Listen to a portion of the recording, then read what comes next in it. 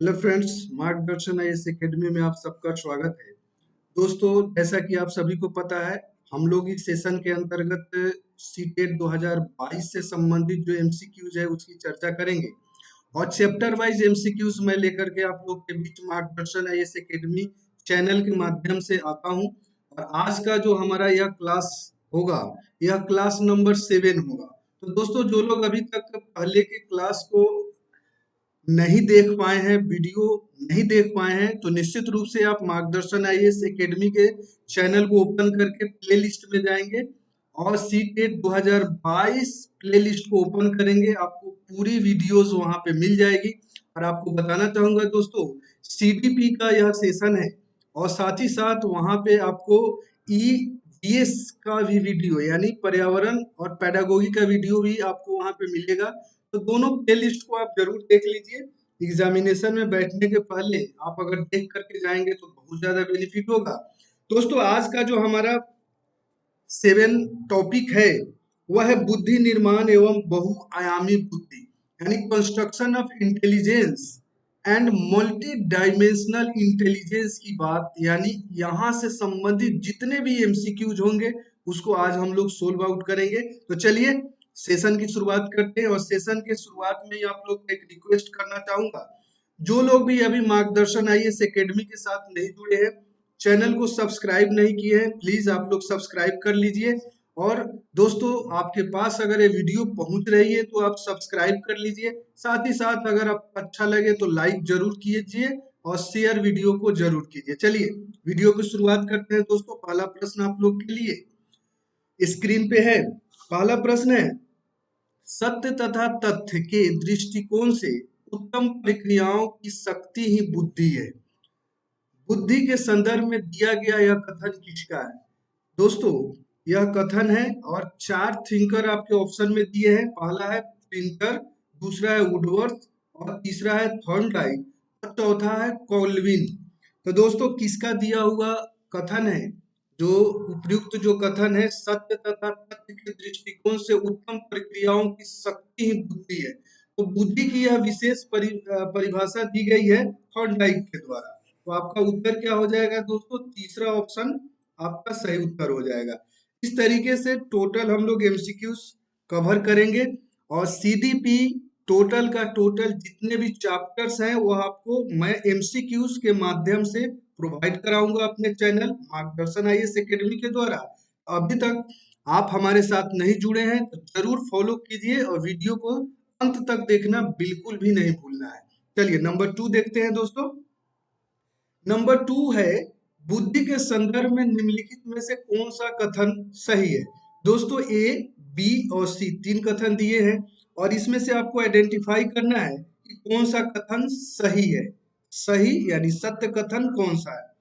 तो पहला है, बुद्धि नवीन पर्यावरण के साथ समायोजन की योग्यता है। दूसरा कथन है बुद्धि सीखने की योग्यता है और तीसरा है बुद्धि अमूर्त चिंतन की योग्यता है। तो अगर देखा जाए दोस्तों, तो बुद्धि यह जो निम्न में जो 3 ऑप्शन दिए हैं ए, बी और सी, कूट क्या है? एक नंबर है केवल एक, 2 नंबर है केवल बी, 3 नंबर है ए और सी और 4 नंबर है ये सभी।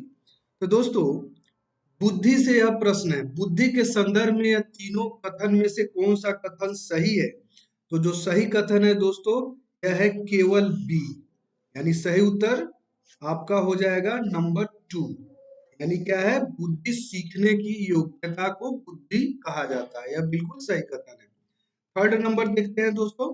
यह भी कथन है और यह कथन किसके द्वारा दिया गया है, इसी के विषय में आपसे प्रश्न किया गया है। कथन है, बुद्धि व्यक्ति की वह समुच्चय या सार्वभौमिक क्षमता है जो उसे उद्देश्यपूर्ण क्रिया करने, तर्कपूर्ण चिंतन करने तथा वातावरण के साथ प्रभावपूर्ण समायोजन में सहायता करती है। तो दोस्तों, अगर देखा जाए तो इस प्रश्न का सही उत्तर क्या है? यह कथन किसका दिया हुआ है? तो 4 ऑप्शन है। पहला है वेस्लर, दूसरा है हैवर एंड फ्राइड, तीसरा है थर्स्टन और चौथा है टर्मन। तो जो लोग भी अच्छे से स्टडी किए होंगे और इंटेलिजेंस के विषय में उनका ज्ञान पर्याप्त होगा, उनको पता होगा दोस्तों, यह कथन जो दिया गया है वेस्लर का, दिया हुआ है, तो सही उत्तर नंबर 1 हो जाएगा। नंबर 1 बिल्कुल ही सही जवाब होगा। चलिए 4 नंबर प्रश्न देख लेते हैं। निम्नलिखित में से कौन बुद्धि को निर्धारित करने वाले कारक है? यानी बुद्धि को निर्धारित करने वाले 4 जो ऑप्शन है, इसमें से किसको कारक के रूप में आइडेंटिफाई किया गया है? पहला है वंशानुगत कारक, दूसरा है वातावरणीय कारक, तीसरा है वंशानुगत और वातावरणीय कारक दोनों, और चौथा उपरोक्त में से कोई नहीं। तो दोस्तों जैसा कि चारों ऑप्शन को स्टडी करोगे तो सबसे जो आपका उत्तर, सबसे जो बेहतर उत्तर होगा वह वंशानुगत और वातावरणीय दोनों जिम्मेवार है। तो आपका उत्तर क्या हो जाएगा दोस्तों? आंसर हो जाएगा थर्ड। बहुत सारे प्रश्न आप इलिमिनेशन मेथड से भी सही कर सकते हैं। 5 नंबर प्रश्न देखते हैं। यदि व्यक्ति ने अपने वातावरण से सामंजस्य करना सीख लिया है या सीख सकता है, तो उसमें से बुद्धि है। बुद्धि की यह परिभाषा किसने दी है? दोस्तों एक डिफिनीशन दिया गया है, इसका है थॉर्नडाइक का है, रायबर्न का है, थॉमसन का है या कॉल्विन का है। 5 नंबर प्रश्न अगर देखा जाए तो यह दिया हुआ जो कहा हुआ कथन है वो कॉल्विन का है, तो सही उत्तर हो जाएगा तीसरा। चलिए 6 नंबर प्रश्न देख लेते हैं। 6 नंबर प्रश्न है, निम्नलिखित में से कौन बुद्धि की परिभाषा नहीं है? यानी जो ये 4 आपका डिफिनेशन दिया गया है बुद्धि का, उसमें से कौन बुद्धि की परिभाषा नहीं है? तो बुद्धि कार्य करने की एक विधि है, यह सही है। बुद्धि ज्ञान अर्जन करने की क्षमता है, यह भी सही है। और जीवन की अपेक्षाकृत नवीन परिस्थितियों से अपना सामंजस्य करने की व्यक्ति की योग्यता ही बुद्धि है, यह भी सही है। चौथा है राजनीति, आर्थिक और सामाजिक शक्ति प्राप्त करने के लिए प्रयुक्त उक्ति बुद्धि है। तो दोस्तों बुद्धि की परिभाषा के अंतर्गत यही आपका चौथा आपका जवाब बिल्कुल ही करेक्ट होगा, यानी यही आपका गलत होगा। चलिए 7 नंबर देख लेते हैं। 7 नंबर प्रश्न है, जो बुद्धि सिद्धांत बुद्धि में सम्मिलित मानसिक प्रक्रियाओं जैसे पराघटक और बुद्धि द्वारा लिए जा सकने वाले विविध रूपों जैसे सृजनात्मक बुद्धि को शामिल करता है, वह क्या है? तो दोस्तों उस सिद्धांत को क्या कहते हैं यह पूछा गया है। पहला है स्पीयरमैन का जी कारक, दूसरा है स्टर्नबर्न का बुद्धिमत्ता का त्रितंत्र सिद्धांत, तीसरा है बुद्धि का शार्वेंट का सिद्धांत, और चौथा है थर्स्टन की प्राथमिक मानसिक योग्यताएं। तो 7 नंबर प्रश्न का सही उत्तर क्या होगा? तो सही उत्तर है स्टर्नबर्ग की बुद्धिमत्ता का त्रितंत्र सिद्धांत। तो सही उत्तर आपका नंबर 2 होगा 7 का। चलिए 8 नंबर प्रश्न देख लेते हैं। 8 नंबर प्रश्न है, एक शिक्षिका अपने शिक्षार्थियों की विभिन्न अधिगम शैलियों को संतुष्ट करने के लिए वैविध्यपूर्ण कार्यों का उपयोग करती है, वह किससे प्रभावित होता है? तो दोस्तों अगर देखा जाए तो इसमें ऑप्शन 1, 2, 3 और 4 दिए गए हैं। पियाजे का संज्ञानात्मक विकास का सिद्धांत, कोहलबर्ग का नैतिक विकास का सिद्धांत, गार्डनर का बहुबुद्धि सिद्धांत और वाइगोत्स्की का सामाजिक सांस्कृतिक सिद्धांत। तो सही उत्तर हो जाएगा आपका नंबर थर्ड, यानी गार्डनर का बहुबुद्धि सिद्धांत। सही उत्तर आपका 1 नंबर का क्या है दोस्तों? Number third. चलिए 9 नंबर प्रश्न देखते हैं। बुद्धि का एक कारक सिद्धांत निम्नलिखित में से किसने दिया है? ऑप्शन है 1 नंबर में बी ने, 2 नंबर में कर्मन दिया है, 3 नंबर में गार्डनर और 4 नंबर में किम्बल यंग। तो दोस्तों बुद्धि का एक कारक सिद्धांत किसका दिया हुआ है? तो आप सब भली भांति परिचित होंगे, यह बीने का दिया हुआ है। तो सही उत्तर आपका क्या हो जाएगा? नंबर 1 आपका सही उत्तर है, ठीक है ना। चलिए अगला देख लेते हैं। 10 नंबर तार्किक गणितीय बुद्धि से संबंधित है। ऑप्शन है द्विकारक का सिद्धांत, समूह कारक का सिद्धांत, पदानुक्रमिक सिद्धांत और बहुबुद्धि सिद्धांत। इसमें तार्किक गणितीय बुद्धि का सिद्धांत बहुबुद्धि सिद्धांत के तहत आता है, तो आपका जवाब हो जाएगा नंबर 4। चलिए 11 नंबर देख लेते हैं दोस्तों। 11 नंबर प्रश्न है, निम्नलिखित में से किस प्रकार की बुद्धि का प्रयोग अंतरिक्ष यात्रा के दौरान होता है? स्थानिक बुद्धि, भाषाई बुद्धि, शारीरिक गति बुद्धि और सांगीतिक बुद्धि। इसका सही उत्तर हो जाएगा स्थानिक बुद्धि। यानी नंबर 1 बिल्कुल करेक्ट जवाब होगा। नंबर 12 देख लेते हैं। 12 है दोस्तों, प्रत्येक बुद्धि एक दूसरे से भिन्न होती है। यह कथन दिया है, किसके द्वारा कहा गया है? प्रत्येक बुद्धि एक दूसरे से भिन्न होती है। ऑप्शन है हार्वर्ड, गार्डनर, मैस्लो, अरस्तू, स्टर्नबर्ग। तो दोस्तों आप सबको पता होगा यह कथन किसका दिया हुआ है, प्रत्येक बुद्धि एक दूसरे से भिन्न होती है। तो हार्वर्ड गार्डनर का यह फेमस कथन है। तो नंबर 1 आपका उत्तर हो जाएगा। 13 नंबर प्रश्न देखते हैं। निम्नलिखित में से कौन एक सुमेलित नहीं है? सुमेलित नहीं है वह आपको आइडेंटिफाई करना है। तो पहला एक कारक का सिद्धांत टर्मन, यह तो बिल्कुल सही है दोस्तों। तरल तथा ठोस बुद्धि का सिद्धांत थार्नडाइक, तो दोस्तों यही गलत है। दूसरा है द्विकारक का सिद्धांत स्पीयरमैन, सही है। समूह कारक का सिद्धांत थर्स्टन, यह भी सही है। तो सही उत्तर क्या हो जाएगा दोस्तों? नंबर 2 आपका बिल्कुल सही होगा, क्योंकि यही जो मिलान करने वाला यही गलत मिलान है। 14 नंबर क्वेश्चन देख लेते हैं। बुद्धि का द्विकारक सिद्धांत क्या है? तो दोस्तों जो ये 4 ऑप्शन गए दिए हैं उसमें से एक ऑप्शन सही है। तो पहला ऑप्शन, दूसरा ऑप्शन, तीसरा ऑप्शन और चौथा ऑप्शन। तो बुद्धि के द्विकारक का जो सर्वोत्तम रूप से आइडेंटिफाई किया जाएगा, सर्वोत्तम जो निरूपित करेगा, वह आपका चौथा ऑप्शन है। सभी प्रकार के मानसिक कार्यों में 2 प्रकार की मानसिक योग्यताओं की आवश्यकता होती है। प्रथम सामान्य मानसिक योग्यता एवं द्वितीय विशिष्ट मानसिक योग्यता। तो सही उत्तर आपका हो जाएगा 14 नंबर प्रश्न का नंबर 4, और बाकी जो 1, 2 और 3 है वह गलत होगा। चलिए 15 नंबर प्रश्न देख लेते हैं। बुद्धि के बहुकारक सिद्धांत के मुख्य समर्थक थार्नडाइक है। निम्नलिखित में से कौन सा कथन इस सिद्धांत के अनुरूप है? यानी दोस्तों जो थार्नडाइक का सिद्धांत है, बुद्धि के बहुकारक सिद्धांत, इसको सबसे ज्यादा जो ऑप्शन दिए गए हैं नंबर 1, नंबर 2, नंबर 3 और नंबर 4, उसमें सबसे ज्यादा अगर देखा जाए तो बहुकारक सिद्धांत की व्याख्या नंबर 1 के द्वारा हो रही है। यानी बुद्धि कई तत्वों का समूह होती है और प्रत्येक तत्व में कोई सूक्ष्म योग्यता निहित होती है। तो आपका नंबर 1 इस पर्टिकुलर प्रश्न का सही उत्तर हो जाएगा 15 नंबर प्रश्न का। चलिए 16 नंबर प्रश्न देखते हैं। 16 नंबर प्रश्न है, निम्नलिखित में से कौन सा आलोचनात्मक दृष्टिकोण बहुबुद्धि सिद्धांत थ्योरी ऑफ मल्टीपल इंटेलिजेंस से संबंध नहीं है? तो यहाँ पे नहीं पूछा गया, यानी जो गलत है उसको आइडेंटिफाई करना है आप लोग को। तो अगर ये चारों ऑप्शन को आप स्टडी करोगे तो जो गलत है दोस्तों वो 3rd नंबर आपका सही उत्तर होगा। यानी प्रतिभाशाली विद्यार्थी प्रायः एक क्षेत्र में ही अपनी विशिष्टता प्रदर्शित करते हैं। तो यह आपका नंबर 3rd गलत होगा। मल्टीपल इंटेलिजेंस का या बहुबुद्धि सिद्धांत का यह विशेषता बिल्कुल भी नहीं है। चलिए 17 नंबर प्रश्न देख लेते हैं।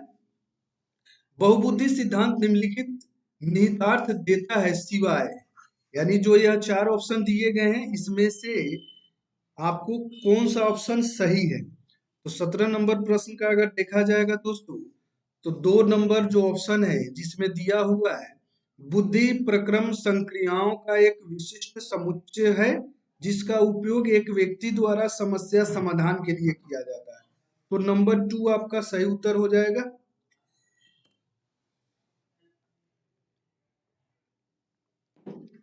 चलिए अगला प्रश्न देखते हैं।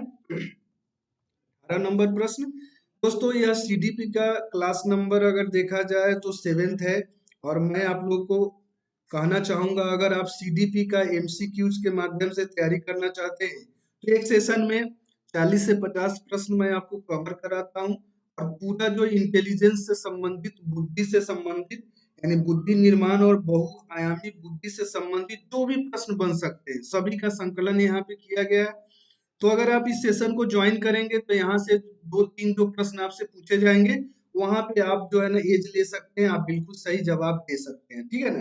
तो हमारे सेशन को अंत तक बिल्कुल देखना नहीं भूलेंगे, और साथ ही साथ चैनल को अगर सब्सक्राइब करेंगे तो समय पे वीडियो अपलोड होते ही आपको नोटिफिकेशन मिलेगा और उस समय आप वीडियो को देख सकते हैं। चलिए अगला प्रश्न है 18 नंबर।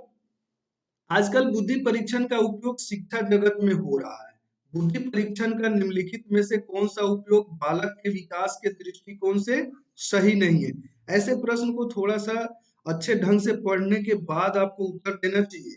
शैक्षणिक मार्गदर्शन यह सही है। दूसरा है बुद्धि परीक्षण के परिणाम के आधार पर अधिक बुद्धि वाले बालक पर अन्य बालकों की तुलना में अधिक ध्यान देना।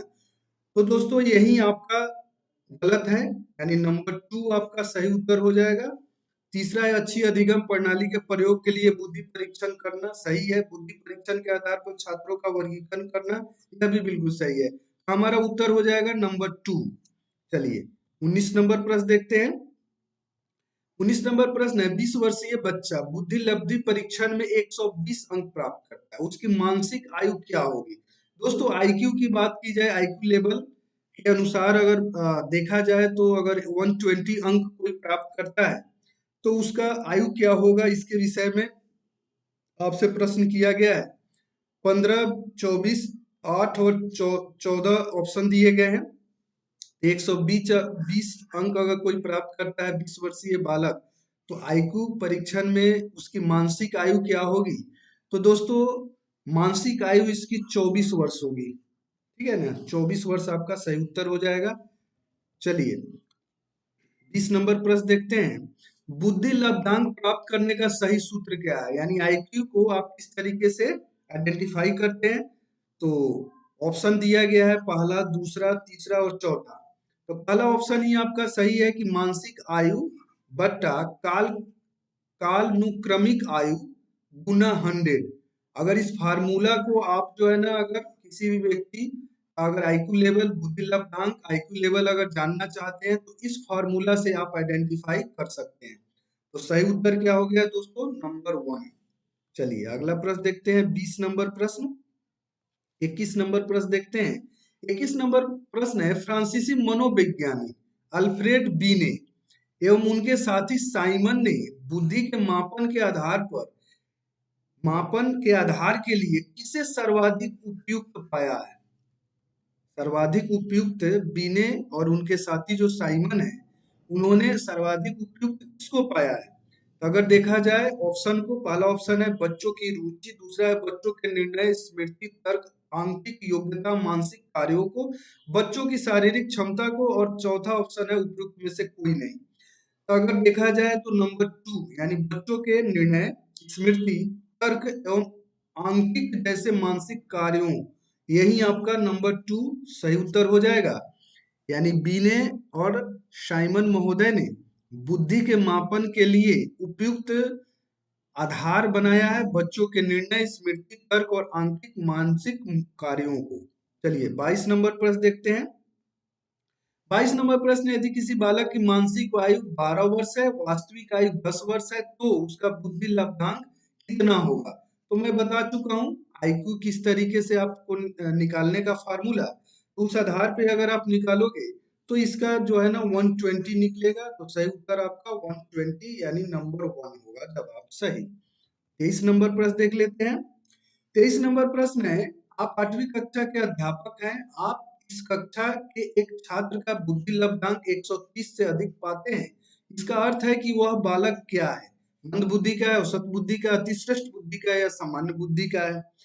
तो अगर देखा जाए तो वह बालक जो है अति श्रेष्ठ बुद्धि का आपको है, यानी नंबर 3 जो है आपका जवाब बिल्कुल सही होगा। यानी 8वीं कक्षा के आप जो है ना अध्यापक हैं, किसी छात्र का आईक्यू लेवल 130 प्लस है अगर, तो निश्चित रूप से वह विद्यार्थी बहुत अच्छा विद्यार्थी की श्रेणी में आएगा। 24 नंबर प्रश्न देखते हैं, निम्नलिखित में से किस कथन में बुद्धि एवं बुद्धि परीक्षण के महत्व का पता चलता है। कौन सा, ए दिया हुआ है, बी, सी और डी जो है, ए बी सी ऑप्शन दिए हुए हैं। तो इसमें जो है ना देखा जाए तो पहला कथन है ए, व्यवसायिक मार्गदर्शन में बुद्धि परीक्षण की भूमिका अहम होती है, यह बिल्कुल सही है। दूसरा है बुद्धि परीक्षण द्वारा प्रत्येक छात्र की सही उन्नति के मार्ग को प्रशस्त किया जाता है, यह भी बिल्कुल सही है। और सी ऑप्शन है अनुसंधान के विभिन्न घटकों का चयन करना होता है, तो बुद्धि भी एक आधार होता है ताकि कम से कम त्रुटि हो, तो यह भी कथन सही है। इस तरीके से नंबर 4 आपका सही होगा, यानी उपयुक्त में से सभी कथन बिल्कुल ही सही है। चलिए 25 नंबर प्रश्न देख लेते हैं। 25 नंबर प्रश्न है, आजकल बुद्धि परीक्षण का उपयोग शिक्षा जगत में व्यापक रूप से किया जा रहा है। निम्नलिखित में से कौन सा शिक्षा जगत में बुद्धि परीक्षण के सदुपयोग का एक उदाहरण है? और इस प्रश्न में भी 3 ए, बी और सी कथन दिए हुए हैं और आपको खुद चूज करना है कि कौन सा सही है। तो देखा जाए दोस्तों, बुद्धि परीक्षण का आधार पर छात्रवृत्ति सुनिश्चित करना बिल्कुल सही है। बुद्धि परीक्षण के आधार पर छात्रों के लिए अधिगम प्रणाली का सृजन करना बिल्कुल सही है। तीसरा है, बुद्धि परीक्षण के आधार पर छात्रों को परामर्श देना बिल्कुल सही है। इस तरीके से इसका भी सही उत्तर हो जाएगा उपयुक्त में से सभी, यानी चौथा जो ऑप्शन है यह आपका बिल्कुल सही जवाब होगा। चलिए 26 देख लेते हैं। 26 नंबर प्रश्न है, एक अच्छे शिक्षक के रूप में व्यक्ति को बुद्धि परीक्षण के परिणाम को जानने के बाद निम्नलिखित में से किस व्यवहार से बचना चाहिए? जो चार ऑप्शन दिए गए हैं, तो किस व्यवहार से बचना चाहिए? तो चार ऑप्शन है 1, 2, 3 और 4, जो कि ऑप्शन 2 में कहा गया है कि परिणाम के आधार पर कम बुद्धि वाले बच्चों के चयन कर उन्हें कठिन कार्य करने से रोकना, यही आपका सही उत्तर हो जाएगा नंबर 2। तो कुछ प्रश्न ऑप्शन के आधार पे भी हम लोग सही कर लेते हैं। चलिए 27 नंबर प्रश्न देखते हैं। एक शिक्षिका अपने शिक्षार्थियों की विभिन्न अधिगम शैलियों को संतुष्ट करने के लिए वैविध्यपूर्ण कार्यों का उपयोग करती है, वह किससे प्रभावित है? तो दोस्तों अगर देखा जाए, जो चार जो आपके सिद्धांत दिए गए हैं, इसमें से किससे ज्यादा प्रभावित है, तो यह मैं पहले भी बता चुका हूँ। बहुबुद्धि का सिद्धांत, गार्डनर का दिया हुआ, यानी सही उत्तर आपका नंबर 3 हो जाएगा। यानी शिक्षिका अधिगम शैलियों को संतुष्ट करने के लिए विविध कार्यों का उपयोग कर रही है, तो वह आएगा गार्डनर के बहुबुद्धि के सिद्धांत के अंतर्गत। चलिए 28 नंबर प्रश्न देख लेते हैं। बुद्धि लब्धांक सामान्यतः रूप में शैक्षणिक निष्पादन से संबंधित होते हैं। मध्यम ऑप्शन दिया हुआ है, कम से कम, उच्च और पूर्ण। तो दोस्तों अगर देखा जाए 28 का, तो बुद्धि लब्धांक अगर देखा जाए तो उच्च रूप से शैक्षणिक निष्पादन से संबंधित होती है, तो सही उत्तर क्या हो जाएगा? नंबर 4। ठीक है ना? इस तरीके से प्रश्न जो है ना समझिए, उसके बाद सोल्व कीजिए। 29 देखते हैं। बहुबुद्धि सिद्धांत निम्नलिखित निहितार्थ के सिवाय, यह भी आपको चार ऑप्शन दिया हुआ है 29 के भी, और इसमें अगर नंबर 2 ऑप्शन, जो नंबर 1, 2, 3 और 4 दिए गए हैं ऑप्शन, अगर बहुबुद्धि सिद्धांत के निहितार्थ की बात की जाएगी, तो बुद्धि प्रक्रम संक्रियाओं का एक विशिष्ट समुच्चय होता है जिसका उपयोग एक व्यक्ति द्वारा समस्या समाधान के लिए किया जाता है, तो यही आपका सही जवाब होगा नंबर 2। चलिए अगला देख लेते हैं 30 नंबर प्रश्न। 16 वर्षीय बच्चा बुद्धि लब्धि परीक्षण में 75 अंक प्राप्त करता है, उसकी मानसिक आयु क्या होगी? यह भी सामान्य प्रश्न है, आईक्यू जांच करने का मैं फॉर्मूला आप लोगों से शेयर कर चुका हूं। तो 30 नंबर प्रश्न का अगर देखा जाए, तो मानसिक आयु, पहले बच्चा जो है ना शारीरिक रूप से जो है ना 16 वर्ष का है, लेकिन मानसिक रूप से अगर देखा जाए, जो 75 आईक्यू जिसका है, तो वह 12 वर्ष का ही मानसिक रूप से, अगर उसका एज निर्धारण करोगे तो मात्र वह 12 वर्ष का बच्चा माना जाएगा। 31 देख लेते हैं दोस्तों। 31 है कि अतिरिक्त बुद्धि में निम्नलिखित पक्षों को स्टेनबर्ग के त्रितत्व सिद्धांत को संबोधित किया है: संदर्भगत, अवयवभूत, सामाजिक और अनुभविक। तो दोस्तों अगर देखा जाए, तो सामाजिक के अतिरिक्त, यानी यहाँ पे अगर देखा जाए, तो यहाँ पे आप सामाजिक अगर भरोगे खाली स्थान में, तो सामाजिक के अतिरिक्त बुद्धि में निम्नलिखित पक्षों को स्टर्नबर्ग के त्रितंत्र सिद्धांत को संबोधित, तो सही उत्तर आपका क्या हो जाएगा 31 का? सामाजिक, यानी सही उत्तर हो गया नंबर 3। चलिए 32 देखते हैं। दोस्तों वीडियो तेजी से आगे बढ़ाने का मेरा उद्देश्य है कि ज्यादा से ज्यादा एमसीक्यूज अगर हम लोग करेंगे तो वह बेहतर होगा, और मैं आप लोग को बता चुका हूँ सीटेट 2022 को हम लोग को अगर इस साल निकालना है, बहुत सारे प्रश्नों को अभ्यास के अंतर्गत दायरे में हम लोग को लाना होगा। 32 देखते हैं। हावर्ड गार्डनर का बुद्धि का सिद्धांत पर बल देता है, किस सिद्धांत पे बल देता है दोस्तों? शिक्षार्थियों के अनुबंधित कौशल, सामान्य बुद्धि, विद्यालय में आवश्यक समान योग्यताओं और प्रत्येक व्यक्ति की विलक्षण योग्यताओं। तो ऑप्शन जो है 4 नंबर आपका बिल्कुल सही जवाब होगा। गार्डनर के बुद्धि के सिद्धांत जो है ना प्रत्येक व्यक्ति में विलक्षण जो योग्यताएं होती है उस पर बल देता है। चलिए 33 देख लेते हैं। सामान्य बुद्धि विकास की समझ शिक्षक को योग्य बनाती है। जो ऑप्शन दिए गए हैं, 4 ऑप्शन है आपके लिए। इसमें सबसे जो उपयुक्त ऑप्शन होगा, अगर आप पढ़ोगे 1, 2 और 3 और 4 ऑप्शन है तो तीसरा पढ़ो, विविध शैक्षणिक शिक्षार्थियों के शिक्षण के बारे में स्पष्टता।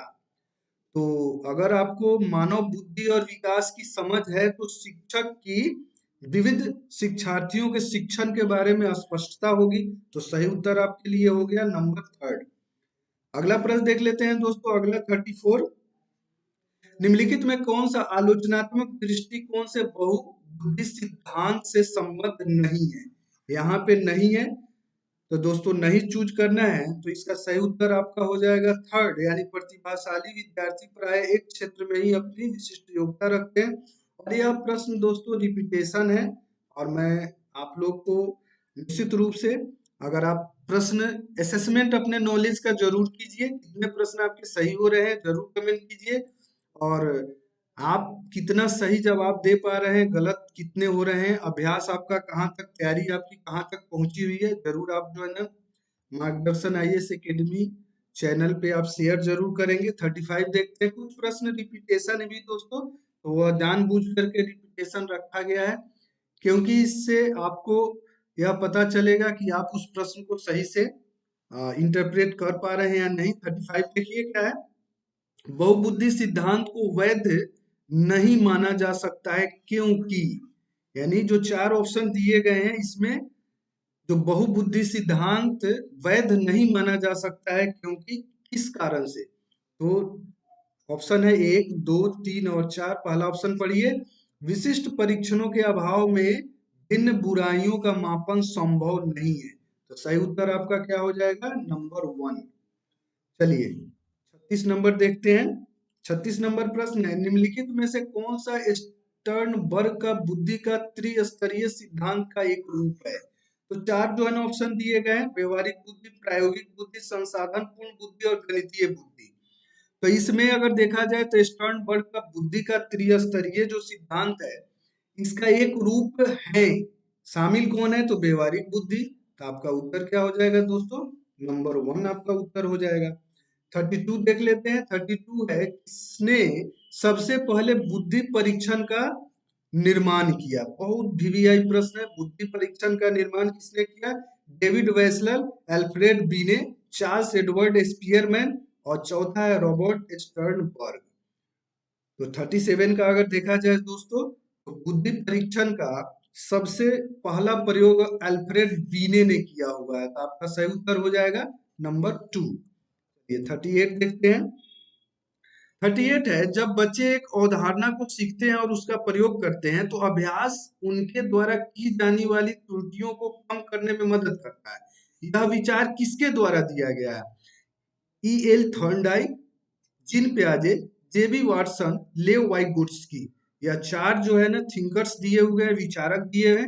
इसमें जो प्रश्न पूछा गया है वह किसके विचार को प्रतिपुष्ट करता है? तो दोस्तों अगर देखा जाए तो ई एल थॉर्नडाइक आपका बिल्कुल सही जवाब होगा।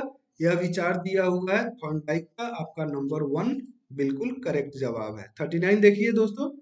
39 है, निम्नलिखित में से कौन सा कौशल संवेगात्मक बुद्धि को संबंधित है? याद रखना, गति करना, विचार करना, सहानुभूति देना। तो दोस्तों सही उत्तर आपका 39 का अगर देखा जाए तो सहानुभूति देना बिल्कुल आपका चौथा ऑप्शन करेक्ट है। अगला प्रश्न देख लेते हैं। इनमें से कौन सा त्रितंत्रीय सिद्धांत में व्यवहारिक बुद्धि का अभिप्राय नहीं है पूछा गया है, यानी जो इसमें नहीं शामिल है। जो 4 ऑप्शन दिए गए हैं 40 नंबर में, पहला है पर्यावरण का पुनर्निर्माण करना, दूसरा है केवल अपने विषय में व्यवहारिक रूप से विचार करना, तीसरा इस प्रकार के पर्यावरण का चयन करना जिसमें आप सफल हो सकते हैं, और चौथा है पर्यावरण के साथ अनुकूलन करना। तो 40 नंबर का इसमें गलत है वह है आपका नंबर 2, यानी केवल अपने विषय में व्यवहारिक रूप से विचार करना। तो इस प्रश्न का सही जवाब हो जाएगा नंबर 2। चलिए 41 देख लेते हैं। 41 प्रश्न है, कक्षा अध्यापक ने राघव को अपनी कक्षा में अपने ही कीबोर्ड पर स्वयं द्वारा तैयार किया गया मधुर संगीत बजाते हुए देखा गया। कक्षा अध्यापक ने विचार किया कि राघव में बुद्धि उच्च स्तरीय थी। यानी अगर कक्षा में देखा गया संगीत बजाते हुए, तो पहला ऑप्शन है शारीरिक गतिबोधक, संगीतमय, स्थानिक और भाषाई। 4 ऑप्शन दिए हुए हैं। तो संगीत बजाते हुए, तो संगीत में इंटेलिजेंस बच्चा में ज्यादा है, तो नंबर 2 आपका सही उत्तर है। चलिए अगला देख लेते हैं। 42 है, आउट ऑफ द बॉक्स चिंतन किससे संबंधित है? दोस्तों out of the box simple प्रश्न है, यह अनुकूलन चिंतन से संबंधित है, जो ऑप्शन में दिया हुआ है नंबर 1 में। नंबर 1 ही सही है। आउट ऑफ द बॉक्स चिंतन किससे संबंधित है? तो अनुकूलन चिंतन से संबंधित है। अन्य ऑप्शन गलत है। स्मृति आधारित चिंतन, अपसारी चिंतन, अभिसारी चिंतन, यह सभी गलत है। चलिए अगला देख लेते हैं। अगला 43 है, बुद्धि है, यानी सिंपल प्रश्न है, बुद्धि क्या है? सामर्थ्यों का एक समुच्चय है, गलत। एक अकेला और जातीय विचार है, गलत। दूसरों के अनुकरण करने की योग्यता है, यही दोस्तों सही है। और एक विशिष्ट योग्यता है, यह भी गलत। तो आपका सही उत्तर हो गया दोस्तों नंबर 3। लास्ट प्रश्न आज के सेशन का, लास्ट प्रश्न, हावर्ड गार्डनर का बहुबुद्धि सिद्धांत क्या कहता है? ठीक है ना, तो हम लोग एक एक ऑप्शन को देख लेते हैं। पहला ऑप्शन कहता है बुद्धि को केवल बुद्धिलब्धि परीक्षा से ही निर्धारित किया जा सकता है, तो यह गलत है। दूसरा है शिक्षक को चाहिए कि विषय वस्तु को वैकल्पिक विधियों से पढ़ने के लिए बहुबुद्धियों को एक रूपरेखा की तरह ग्रहण करें। तो दोस्तों यही ऑप्शन इसका सही है, इस पर्टिकुलर प्रश्न का।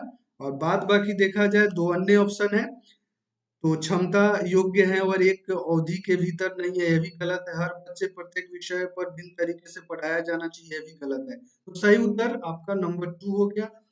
तो दोस्तों यह प्रयास आपके लिए लेकर के जो लाया जा रहा है, वो मार्गदर्शन आईएएस एकेडमी के द्वारा लाया जा रहा है। तो आपका भी कर्तव्य बनता है कि आप चैनल को सब्सक्राइब कर लीजिए, और सब्सक्राइब करके बेल आइकन को जरूर आप जो है प्रेस कर लीजिए।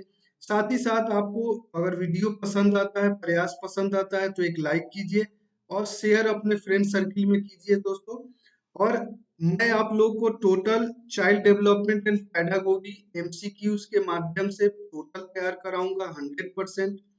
और 100% रिजल्ट के लिए मार्गदर्शन आईएएस एकेडमी चैनल को आप सब्सक्राइब कीजिए, फॉलो कीजिए, हमारे साथ जुड़िए। दोस्तों बताना चाहूंगा, ईवीएस से संबंधित कक्षा भी मार्गदर्शन आईएएस एकेडमी हमेशा आप लोग के लिए तत्पर रहता है लाने के लिए। ईवीएस का क्लास जो है 3rd आप लोग का अपलोड किया जाएगा।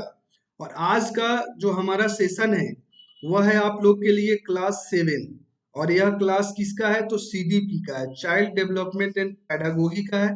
तो दोस्तों ज्यादा से ज्यादा संख्या में आप लोग वीडियो को शेयर जरूर कीजिए और चैनल के साथ जुड़िए, चैनल को मजबूत कीजिए। मार्गदर्शन आईएएस आप लोग के लिए सीटेट 2022 आप लोग सफलता हासिल करें, यह प्रयास है। और इस प्रयास के साथ आप अपना योगदान दीजिए। Thanks for watching. अगले क्लास तक के लिए अगला क्लास आप लोग का जरूर 8वां जो क्लास है वह अपलोड किया जाएगा कल। और तब तक के लिए आप लोग वीडियो को देखिए, एक एक प्रश्न पे असेसमेंट कीजिए। Thanks for watching. जय हिंद।